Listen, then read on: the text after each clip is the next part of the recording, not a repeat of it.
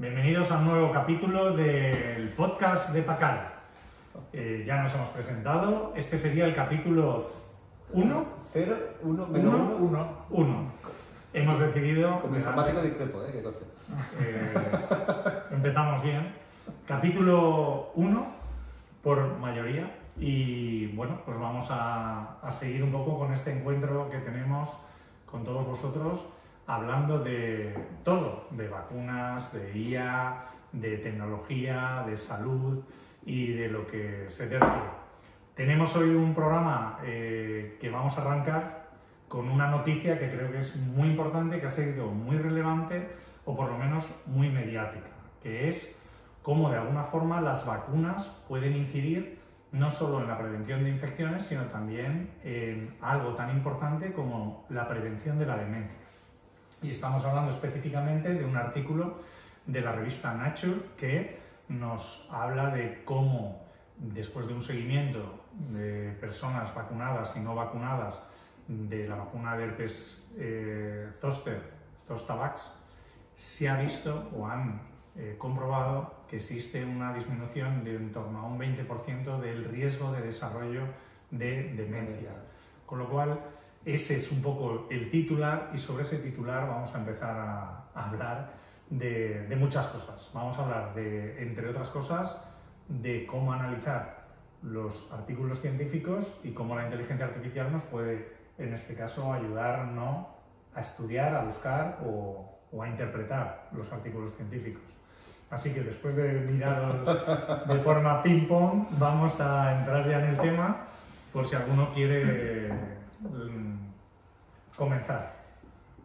Bueno, yo es que tengo que confesar que no me he leído el artículo, me he enterado de su existencia hace escasos minutos, así que yo creo que Fernando empieza tú, ¿no? Que te ha traído un poco a la palestra este trabajo.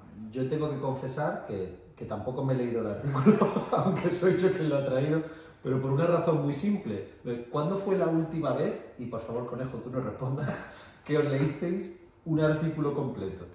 Bueno, pues debo confesar que sí, que este artículo me lo he leído, primero porque en mi ámbito de trabajo de vacunas y sobre todo con lo mediático que ha sido, sí que me lo he leído.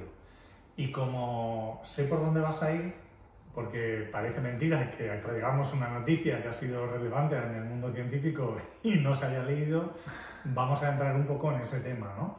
En mi forma de trabajo, primero me lo leo, bueno, con la sistemática de lectura de artículos científicos, ¿no? Primero lastras, ver un poco de dónde va, quién lo financia, cómo se ha hecho respecto a métodos y luego la parte de resultados. Y ahora estoy incorporando lo que es el análisis respecto a la inteligencia artificial. Sí que le pido a la inteligencia artificial que me haga un resumen para no hacerlo yo y para poder analizarlo. Y luego sí le estoy pidiendo otras cosas que ahora os comentaré. Preguntas sobre el documento, ¿no? Claro, preguntas sobre el documento y que me analice también los posibles sesgos que pueda haber, cómo se han resuelto. Y otra de las cosas que estoy incorporando es sobre todo también fortalezas y debilidades, ¿no? Para ver si lo que yo percibo o lo que yo hago, ella también lo detecta o la inteligencia artificial lo hace. Lo que más me llama la atención es que, obviamente, una de las cosas positivas es que me estructura y me extrae la información, con lo cual la puedo empezar a manejar desde el punto de vista profesional mucho más que si yo la tengo que elaborar, y luego que de pronto me descubre determinadas cosas o análisis que a lo mejor yo no he llegado a hacer, con lo cual también le descubro yo otras cosas o le echo para atrás análisis que hace que no los considero tan Pero eso porque te lees el paper primero, ¿no? Porque si no, claro, en mi modo estoy leyendo el paper, pero no sé. De copiloto de lectura. En mi caso de copiloto, sobre todo en la parte que me interesa, ¿eh? Lo que no sé es, claro, eso es mi área de expertise, ¿no? Con lo cual... Yo como vengo del ámbito técnico, entonces no tengo esa paciencia que tenía algunos sanitarios para soportar a gente y soportar cosas, yo lo utilizo de otra manera. Yo personalmente lo que hago, obviamente no me he leído el paper entero, por eso no diré que me lo he leído, pero sí me lo he leído, porque lo primero que hago yo es coger un paper y decirle ChatGPT, Notebook LLM en mi caso, o cualquier otra inteligencia artificial, cojo y le digo, oye, mira, hazme un resumen primero de este paper, simplemente para ver si me interesa. ¿Qué me interesa? Que ya es lo típico de me he leído el abstract, vale, partimos de ahí. Hago una pregunta muy buena que tú has dicho, que es, ¿quién lo ha financiado? Y si me cuadra un poco que la cosa no está patrocinada, por decirlo de alguna manera, en exceso, entonces ya vienen las preguntas de, vale, hazme un resumen de la metodología, que es donde normalmente a mí me interesa entrar, más que los resultados, que muchas veces viene dependiendo de la N, que en este caso es una N de 280.000 pacientes, por lo tanto es como para tenerlo en cuenta, ¿vale? Y entramos en temas sesgos y temas tal. Pero es verdad que, bueno, que desde hace mucho tiempo abandoné, sigo sabiendo leer un paper, abstract luego resultado, en mi caso si ya me interesa paso método, ha cambiado a, oye, hazme un resumen, si me interesa le hago preguntas y si me interesa entonces ya a lo mejor cojo el paper y voy específicamente a ver las cosas que me han llamado la atención. Entre otras cosas porque he optimizado mi flujo de búsqueda de información científica. Yo creo que no solo optimizar, como yo he dicho y aquí coincidimos, es que te permite, por ejemplo, profundizar en el paper de una forma distinta. Ya no es un trabajo único, solo yo en mi despacho o en mi mesa o en mi casa haciendo un análisis.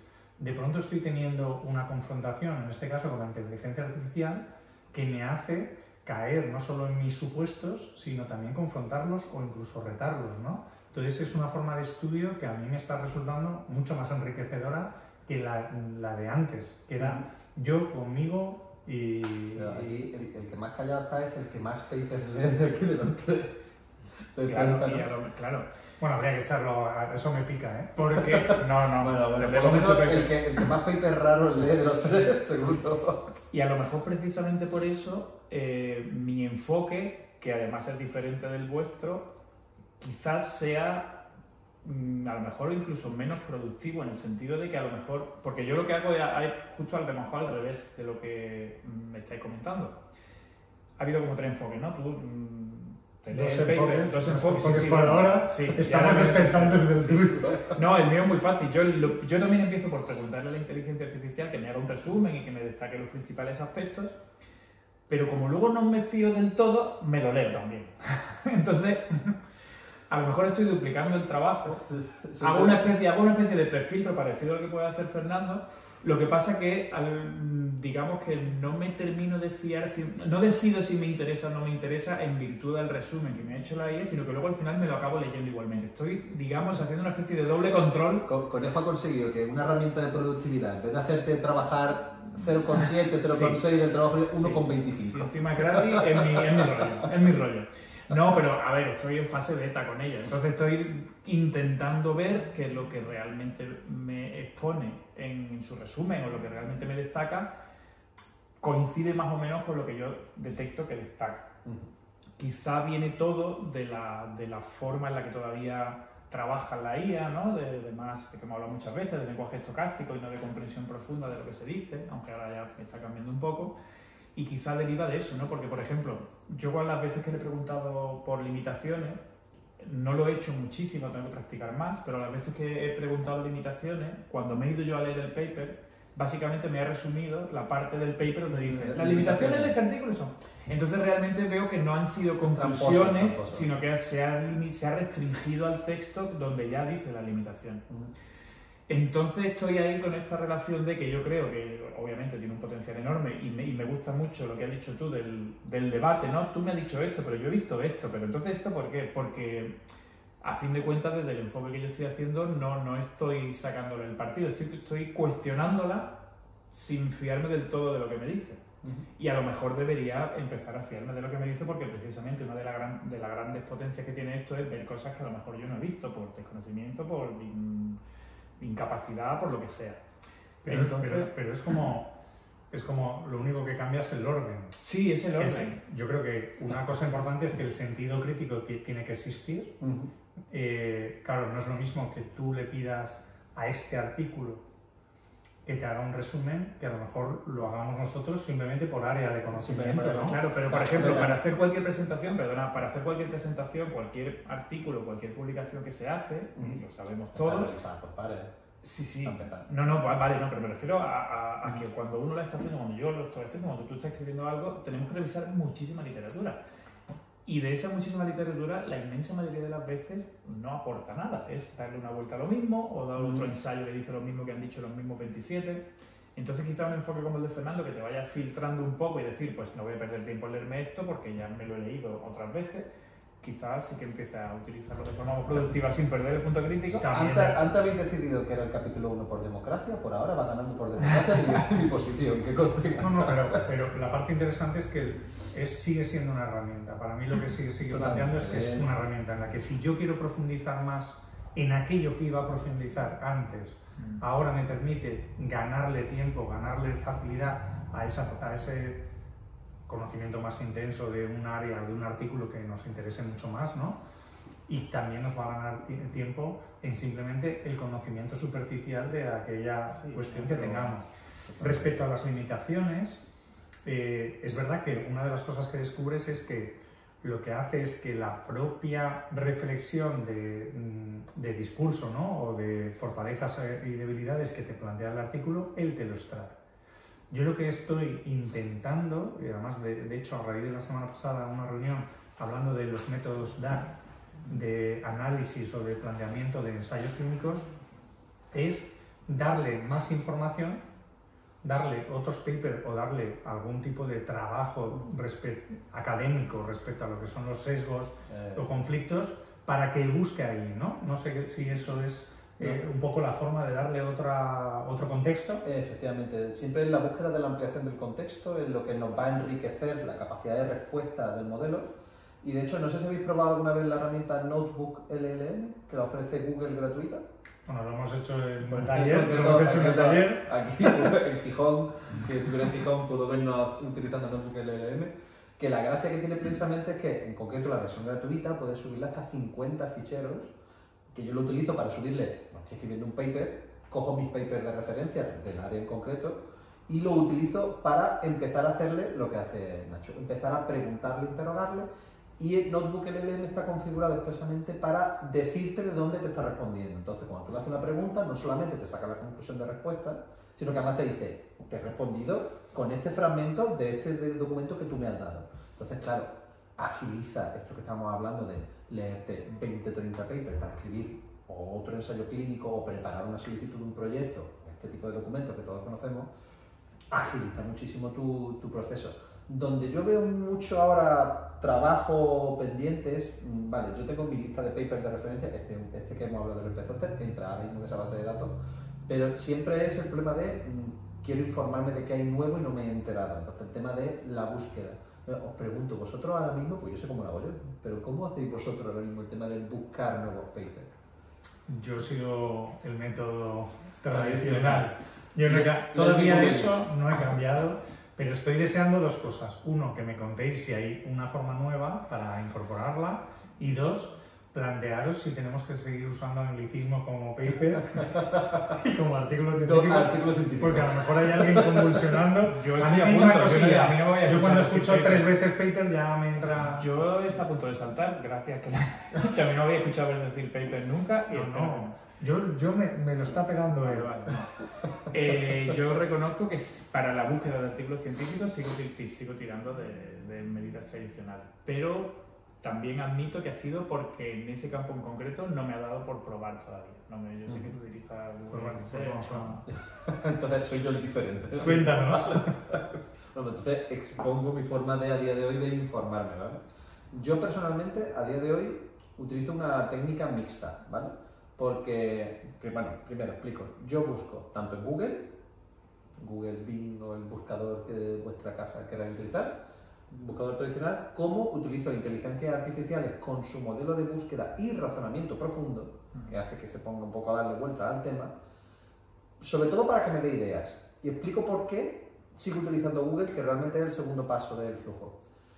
Cojo el primero para que me dé ideas y luego me voy a Google a buscarlas, porque los buscadores actuales de IA no tienen ese filtrado tan profundo que tienen los buscadores antiguos, ya sea porque tienen en cuenta también redes sociales, te buscan vídeos en YouTube y a lo mejor Google intenta un poco filtrarte esa información, aunque te ponga un vídeo en YouTube, pero sobre todo no caen en los contenidos patrocinados, seguramente por puro egoísmo, de que Google tiene su propio contenido patrocinado, entonces no voy a patrocinar el de otro si no me ha pagado a mí. Pero el caso es que te filtra mucho más fino que un buscador de IA. Pero el buscador de IA es capaz de darte ya un guión, un camino, y eso lo he dicho, ponerte en el landscape, lo siento por el anglicismo, pero ponerte... Esto va a acabar bien.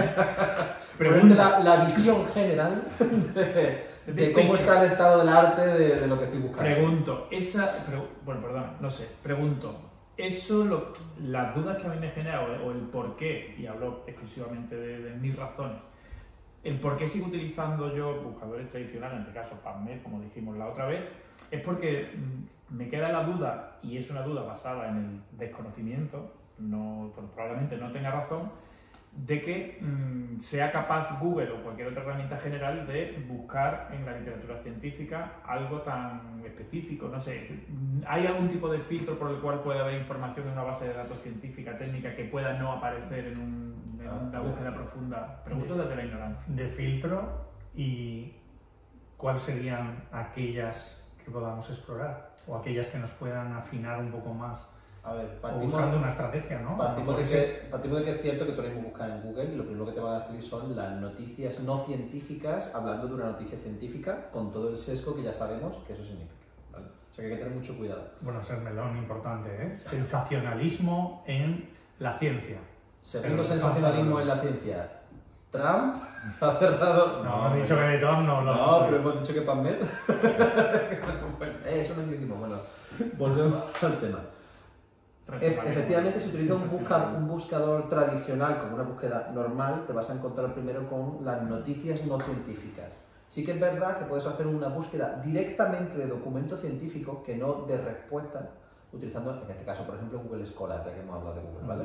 Pero Google Scholar solamente te da referencia científica, no te da referencia periodística, ¿vale? Y me da un artículo que sale en la Indian Journal of Pediatrics Research. De hecho te da, ese también es el problema, te da demasiada morralla a veces, ¿vale? Pero también puedes filtrar por revistas, si es Q1, el año, bueno, eso ya son impact factor, ya son otros temas.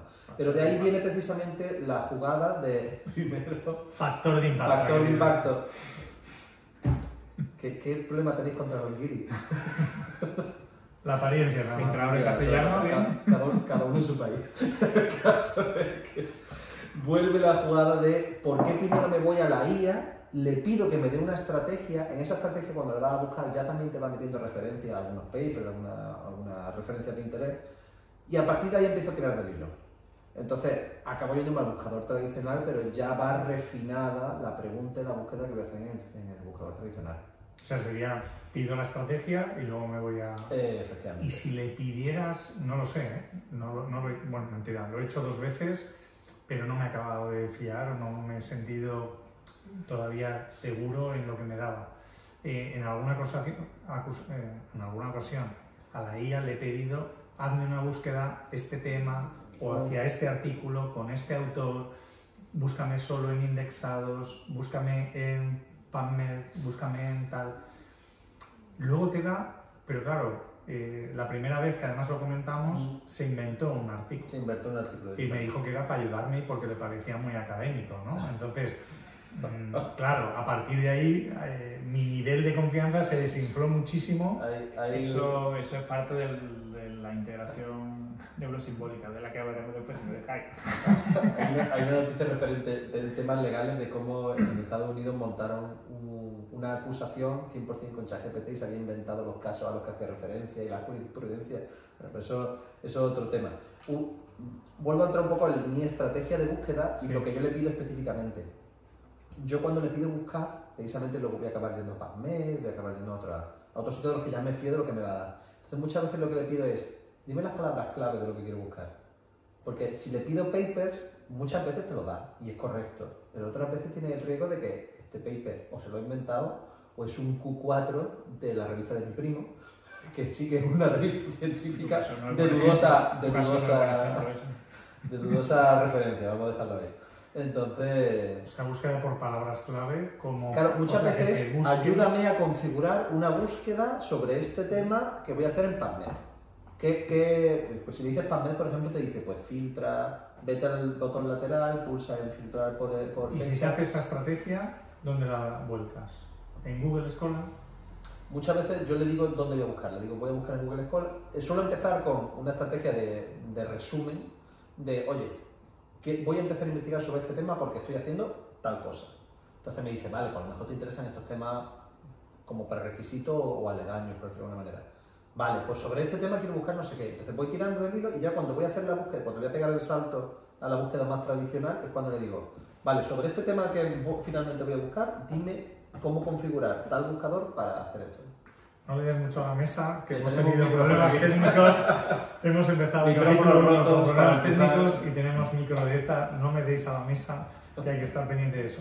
Pero bueno, hecha la acotación técnica, esto nos cambiaría la forma de estrategia y una de las preguntas que a mí se me ocurren es, teniendo un buscador tradicional tan potente y tan establecido, la IA o alguna aplicación o alguna empresa se va a meter en competir con buscadores, como buscadores, Se están metiendo, de hecho, aquí pero se, lo está estaba meti- comentando. pero se está metiendo específicamente como competición de un buscador como Google, Sí, o sí, es sí. parte de lo que... Aquí quizás Fernando No sé sepa si más me que yo, pero yo creo que se está Claro. metiendo a saco y de hecho Google se ha puesto las pilas al respecto precisamente Modo por eso. defensivo, sí. Porque- Google modo defensivo está ahora mismo.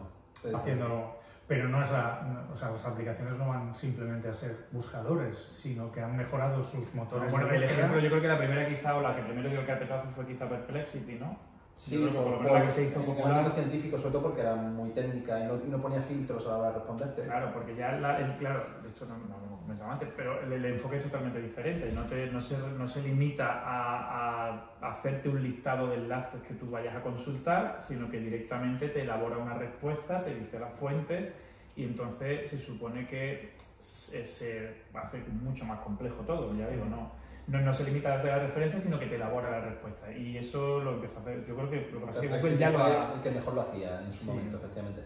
Pero aquí entra en un, Pero, un pero paradigma. no de- es te busco sin más, es te voy dando una Respuesta respuesta, y me- mejoro y me mi vas motor de generando. búsqueda y entonces eso me hace competir con Google. Claro, tú me preguntas por el vuelo del flamenco migratorio de no sé qué, Google te va a dar una serie de enlaces donde tienes que buscar y esto te lo va a explicar como si fuera una especie de web, ¿no? Y luego te da las fuentes. Y luego te da las fuentes. Pero la información la tienes ya, ¿no? Te ahorra el paso de tener que ir clicando en cada enlace de Google y hacerte tú el resumen, sino que te lo da ya hecho. Porque todos pasábamos del tercer enlace de Google en la búsqueda, es obvio. Y del segundo. La página Pero- 7 de pero Google hay- y no he visitado la página 7. hay Eso un es Deep tema- Web ya. Hay un tema que estáis obviando en el tema de la búsqueda, que precisamente es por la razón por la que la IA ha venido a convertirse en un nuevo motor de búsqueda, y es que muchas veces tú tienes que plantearte si lo que estás buscando es conocimiento o actualidad. Muchas veces el conocimiento no tiene por qué ser actual, es un conocimiento ya previo. Entonces, la IA ya tiene ese, si un modelo grande en general, ya tiene la respuesta a esa pregunta, no tiene que buscarla en internet. ¿vale? Nosotros buscamos en internet porque era nuestra enciclopedia, ¿vale? Pero ya tiene ese conocimiento en su red de conocimiento. Otra cosa es que tú le digas, ¿qué pasó ayer con X? Entonces tiene que ir a buscar en internet porque es actualidad. Pero la mayoría del conocimiento ya está allí en la red de conocimiento. Entonces, no necesita competir con Google porque es otra forma diferente. O sea, ya tiene guardado toda esa información dentro de su red de conocimiento. No va a buscarla a una fuente externa, aunque te la nombre. Pero te la nombra porque en su momento cuando se entrenó sabe que viene de ahí. Siguiendo con ese hilo, pero dando un pequeño salto, esta semana leía cómo respecto a buscadores y cómo la diferencia de buscadores está teniendo un impacto. Me voy a salir de la salud o de las ciencias de salud para luego volver, pero cómo está teniendo un impacto, por ejemplo, en que cuando tú buscas con buscadores tradicionales, por ejemplo, tema financiero, búsqueda de bancos o noticias relacionadas con finanzas, van asociadas a los bancos tradicionales, pero como las búsquedas que se empiezan a hacer en inteligencia artificial ya tienen otro tipo de referencias. Entonces están los nuevos bancos, no voy a usar el anglicismo, los nuevos bancos favoreciéndose de esa búsqueda de la inteligencia artificial que no está, como tú has dicho, patrocinada ni segmentada, que tiene otro tipo de discurso, que tiene otro tipo de exposición al público, y la inteligencia artificial de pronto ha hecho que haya un flujo, no solo en las búsquedas, sino en después los contratos, financiación y resultados. Eso está tambaleando ahora mismo un poco el tema financiero, ¿no? Y me salgo de eso para ponerlo encima de la mesa, como ¿nos cambiará eso también a nivel de ciencias de salud? A ver, totalmente, nos va a cambiar por una razón muy simple. O sea, incluso a día de hoy ya en muchas oposiciones se están dando puntos por tener redes sociales de divulgación y este tipo de cosas. Entonces, el posicionamiento SEO va a ser importante desde ya. esta nueva forma de algoritmo de búsqueda obviamente ha cambiado la estrategia de cómo ser interesante para el algoritmo de búsqueda.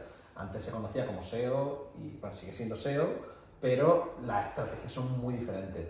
Y los nuevos bancos, como tú estás diciendo, lo que están haciendo es jugar con las palabras y el lenguaje que se está utilizando, aparte de pagar publicidad y estar presente en diferentes sitios, juegan a optimizar el lenguaje de su web en base a los perfiles a los que quieren impactar y cómo hablan con la inteligencia artificial. Porque es verdad que ese tipo de perfiles, que en general son más jóvenes de los que están presentados aquí en esta mesa, tienden a buscar todo a día de hoy, en general en ChatGPT o con el buscador de turno de IA.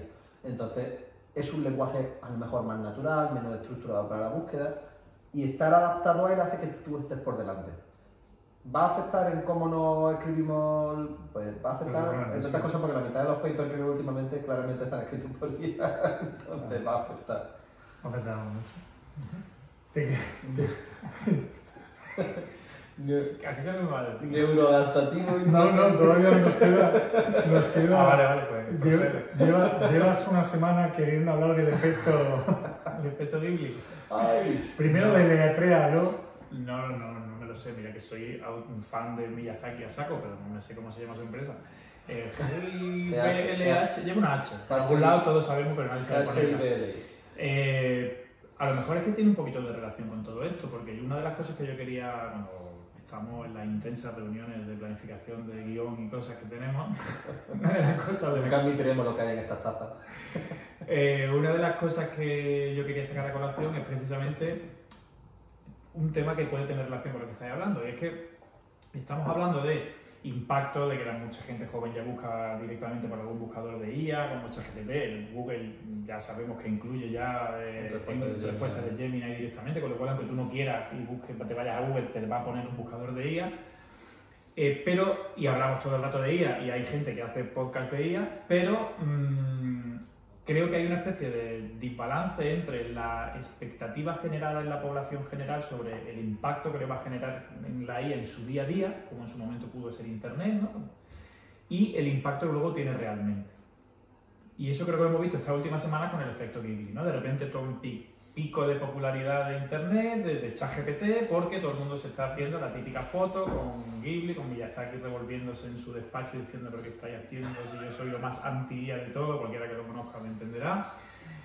Y eso es lo que se ha dado en llamar efecto Ghibli, traduce precisamente eso. Da la sensación de que el impacto real en la población general de la IA, no a nivel empresarial, no a nivel científico, donde ya se están haciendo 20.000 cosas y somos testigos de ellas, pero el impacto a nivel de población general que todo el mundo está esperando porque no paramos de hablar de IA, no termina de llegar y acaba llegando en forma de picos de interés. De repente ChatGPT hace esto y todo el mundo lo hace, y cuando pasa la moda del efecto Ghibli, Miyazaki descansa y a la gente como que se le vuelve a olvidar que existe ChatGPT y no lo incorpora en sus rutinas diarias.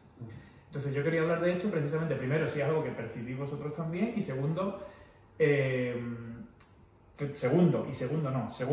para preguntaros qué impacto creéis que tiene este tipo de aplicaciones en la mayoría de la gente, por lo menos de vuestro entorno, y tercero, ahora sí, si ese impacto no es el que nos están prometiendo, ¿qué pensáis que le falta o qué pensáis que tiene que llegar para que acabe de forma definitiva incorporado en nuestras vidas? Aunque yo creo que está más incorporado de lo que mucha gente se da cuenta, pero bueno. No sé si son muchas cosas. No, lo que han sido muy seguidas. Llevo mucho rato callado. Por el marrón. No. A ver. ¿Me he pasado? No, sobre todo nos hemos quedado como en el guión no lanzamos y no analizamos las respuestas ni las preguntas que vamos a hacer, Parte de la nos ha quedado fuera. Eso es divertido. Sí. No, esto hemos dicho en el guión que no íbamos a contar ni compartir con vosotros lo que hay en el backstage, ¿no? Yo creo que todavía hay un abismo entre lo que es qué es lo que yo uso a nivel profesional en aquellas profesiones o aquellos profesionales que lo han incorporado a lo que después yo traslado en mi día a día. Creo que sigue existiendo ese abismo. Sí que tengo la percepción de que cada vez más gente lo está usando, pero con todavía una es que mayoría... a lo mejor lo están usando más de lo que creen. Bueno, no sé lo que voy a decir. No solamente la parte de no conocer que está utilizando una herramienta que por detrás utiliza IA, Pero vamos, casualmente ayer terminé de impartir un curso sobre utilizar herramientas de IA en tu día a día. Entonces me ha visto un poquito la venita. Sin preparar. Y literal, lo peor de todo es que es verdad. El caso es que mi percepción, vista directamente sobre la sociedad a la que acabo de impartir una docencia, es que no utilizan muchas veces la IA simplemente porque no saben que eso se puede hacer de esa manera, ¿vale?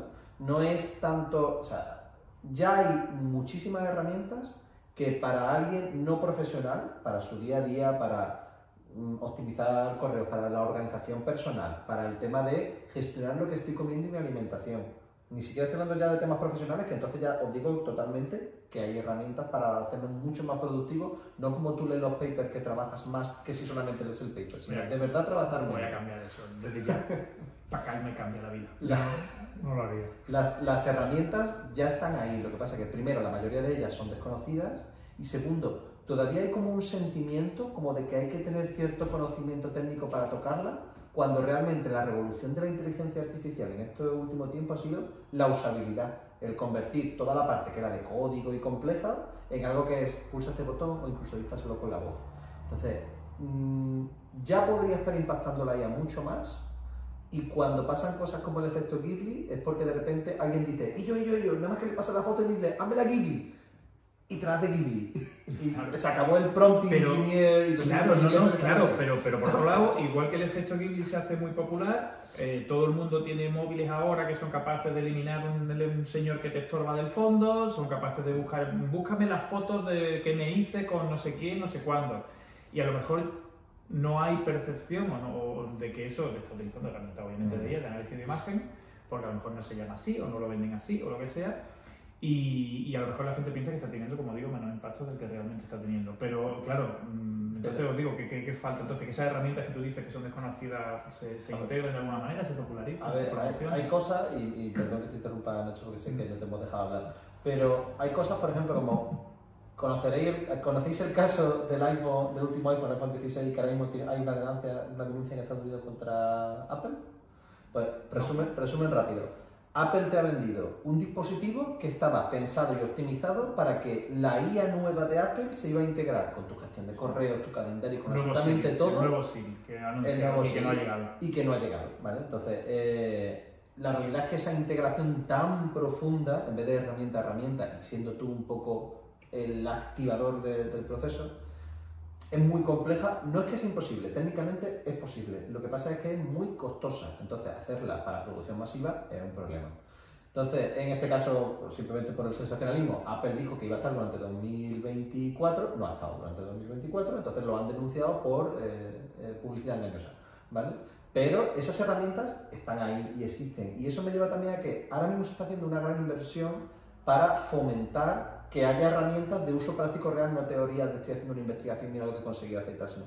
Por ejemplo, existe ahora mismo el Google Growth Academy, creo que se llamaba, que es básicamente Google está financiando a empresas, startups, o sea, emergentes, sin financiación, para no solamente que tengan un networking, que pasen al salto internacional y tener más visibilidad, sino para mentorizarle y que consigan impactar en su objetivo y no sean simplemente, pues, oye, que empezar una empresa es complicado, ¿vale? Entonces, pues Google Growth Academy tiene directamente un sector solamente de IA en salud, que además aprovecho para decir que al final de marzo ha salido la convocatoria de este año y en España tenemos 3 empresas mentorizadas de IA en salud. Una de ellas es para asistencia a salud mental y las otras 2 están para el tema de implantarse dentro de un sistema informático de un hospital y empezar a explotar la información de los pacientes y dársela a los sanitarios para la toma de decisiones. Entonces, aprovecho yo también, ya que hablamos de herramientas prácticas, estas son herramientas reales. De hecho, hablábamos la otra vez de Microsoft Dragon Copilot, que es la misma idea hecha por Microsoft. ¿Vosotros qué pensáis de que haya un ente informático relativamente controlado que esté explotando datos de alta sensibilidad como son los sanitarios? Habla tú, porque yo aquí ya me tengo que meter con integración simbólica. A ver, es muy complicada la pregunta. Primero, por cuál es el entorno que vamos a tener legal. Tenemos protección de datos, las leyes y las normas de protección de datos, aunque a veces parece que nos las saltamos, son muy estrictas. Cuando ya tienes que entrar en cuestiones establecidas, institucionales o de autorizaciones. Para mí esa situación de contexto, quizá por muy bueno que sea lo que venga, va a estar, es como un corset. Totalmente limitada. Va a estar encorsetada y va a limitar a sí mismo toda la operatividad que pueda tener, la operación que pueda haber, o aplicabilidad que pueda haber en ese sentido. La segunda parte, como clínico, y que ya he visto alguna aplicación de esa en algunos de los hospitales donde trabajamos, es muy complicada. Y los profesionales con los que yo les pregunto de forma muy insistente cómo estáis adquiriendo pues, esas aplicaciones en las que simplemente con una conversación con el paciente me va a sacar la inteligencia artificial datos para poder incorporarlos en la historia clínica, pues claro, no sé, ahí soy escéptico. Voy a ser muy cuñado y muy antiguo por edad, pero soy escéptico porque una de las cosas que yo he visto en directo y que me han comentado es cuando tú tienes un paciente que entra por la puerta, tú automáticamente, antes de que se siente, tú ya has hecho muchísimas valoraciones Ojo clínico. de tal. Hasta el punto que en urgencias, si no tuviéramos que hablar con el paciente y no tuviéramos que interaccionar, muchas veces, tal como entra, le podrías decir, váyase y esto es lo que tiene para usted. Pero bueno, no voy a entrar en ese tema, ¿no? Pero la cuestión es que algo tan sencillo como entrar, sentarse y preguntar ¿y cómo está usted, señor, señora o el niño? Bien, mal, regular. Esa información solamente de una palabra es imposible que la inteligencia artificial tenga todo el contexto del tratamiento, del seguimiento, de la información y demás. Entonces me parece muy complejo cómo pueda ser, ¿no? Me pongo en plan eso, la parte escéptica y la parte tal.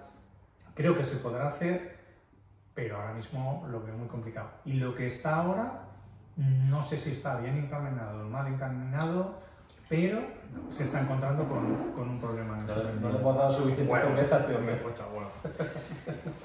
Hace muy poquitas semanas, va en colación, no estaba planeado tampoco, pero va en colación perfecta con lo que tú estás diciendo, una asociación que se llama la Asociación para el Avance de la Inteligencia Artificial, conocido por su sigla en inglés. ¡Ay! Tiene muchísimas ganas de decirlo.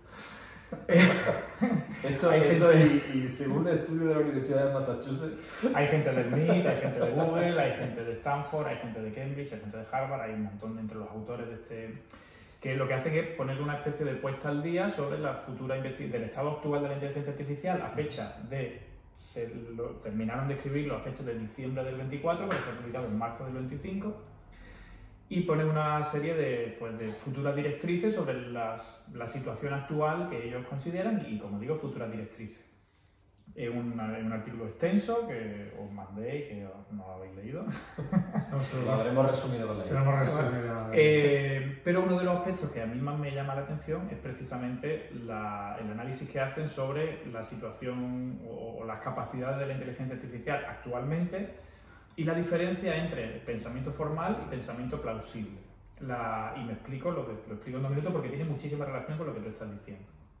El pensamiento formal es el pensamiento, digamos, basado en normas estrictas y que serían un poco pues, el típico pensamiento informático estándar, ¿no? Que se basa en algoritmos y si A es A, y si A es el AND, OR y todo el lenguaje de siempre. Ese es el cambio de paradigma que ha supuesto la inteligencia artificial a través de las redes neuronales y ha hecho que no sean muy buenas en pensamiento formal porque se basan más en pensamiento plausible, en cosas que son lógicas porque razonan de una forma, digamos, más parecida a lo que puede razonar un ser humano. Se basan en la plausibilidad y en la coherencia. Y por eso alucinan, de forma muy resumida, Fernando, disculpa si estoy diciendo alguna barbaridad, y por eso a veces se inventan un artículo porque te venía bien, porque es plausible, porque suena bien. Y a lo mejor el pensamiento formal, constreñido a unas normas propias de un algoritmo informático estándar, no las consideran. Entonces ponen por encima el hecho de que suene guay y te puede ayudar porque es plausible. ¿Es verdad? No, no es verdad, pero es plausible. Eso entronca mucho con lo que estáis diciendo. Y me explico.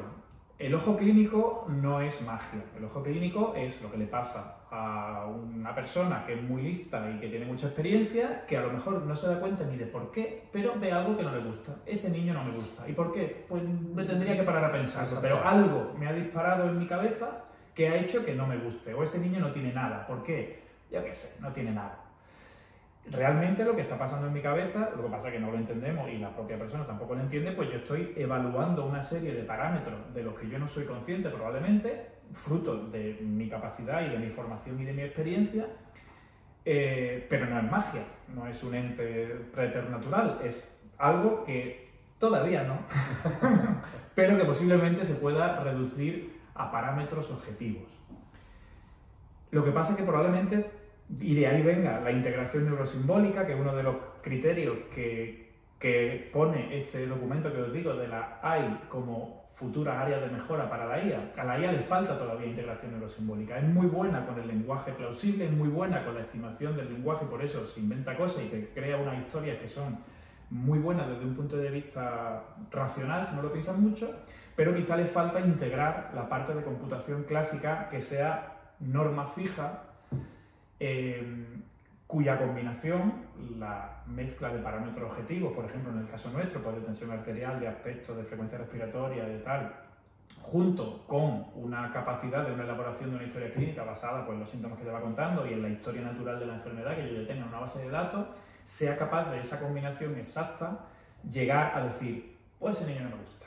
Entonces, todo eso, como no sabemos cómo funcionamos nosotros, ni nuestro cerebro, ni de dónde vienen las cosas, pues es difícil reducirlo ahora mismo a código.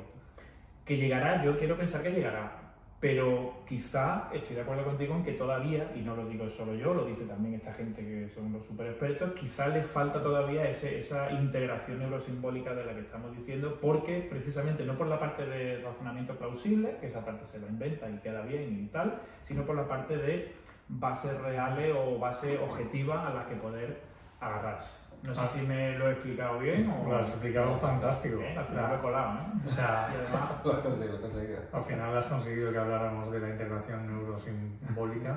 La has sacado. Y sí que es verdad, bueno, te lo he puesto, sí que es cierto que la complejidad, y estamos en un mundo que está comenzando, vamos ya a la recta final, ¿no? Estamos en un mundo que está comenzando y planteabas algo que me motiva mucho, que es cómo tomamos decisiones, ¿no? O cómo hacemos esto.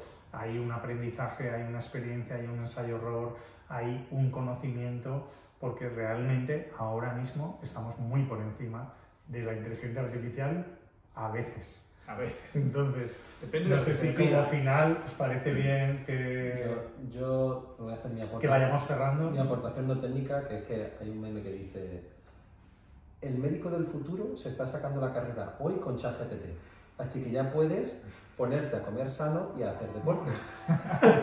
Y a vacunarte. Y a vacunarte. Pues casi con ese consejo nos vamos a despedir. Esperamos veros en el próximo capítulo. Ya cuando os conectéis sabréis qué número de capítulo será.